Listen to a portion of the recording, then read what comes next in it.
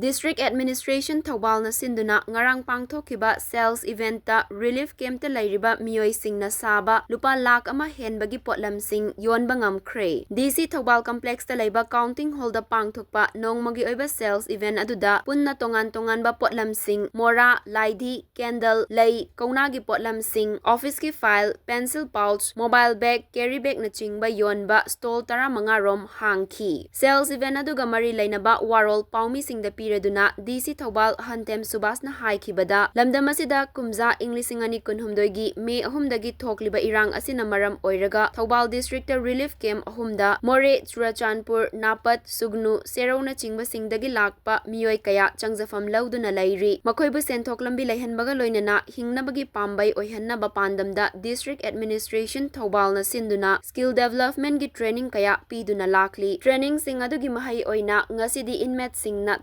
tongan mapotlam kaya puthokduna miyamda fanghanba ngamle haiki yausanggi mangoina na pangthokliba sales event asida inmate singi mateng pangbo oina pot leiba lakliba Mioi singbusu DC Thaubal na thagatpa phongdokhi si koigi district administration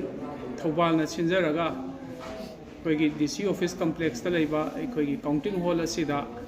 nongmagi oiba koigi sales event ama koi pangthok chabani masida maru oina Thaubal district ta leiriba relief camp da leiriba inmate singna Sajaba koigi uchagi postpok mayam puthoga ikoina mayam da yonjabani 2023 gi May dagi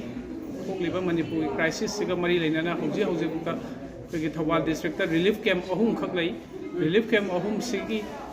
da leiriba Mioi singje district administration ki site gi ikoina makoigi skill development program ama mayam ama paikhatlaga makoi se financially independent ohenna bofana bada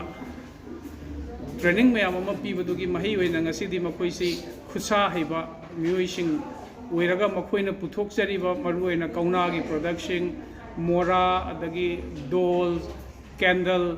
adagi koigi plastic ki koigi file cover paper na koigi phi na saba file cover adagi koigi mobile hang na pouch pencil pouch mayam sing asi mayam da koina relief camp of zigi inmate sing na koi stall tara manga muk hangdok saraga koi morning gi ngasi ayu pung tara ga trama thoi sidagi koi hojabani hojik phawbada koi public ki response yam phai hojik phawbada apun boina koi 80,000 mukti yon mangamgre koi hore nungdang waram bodum chatha jaga dawani koina mayam da lupa la amagi mathakta koi ngasi pot sell to bong ngamjagani haibagi koi da thajaba lairi ngasi gi sales event asibu puning thogat pibo oina lakpiraga koi gi inmate singbu support to boina pot lebi khiba ichin now puna mokusu district administration gi site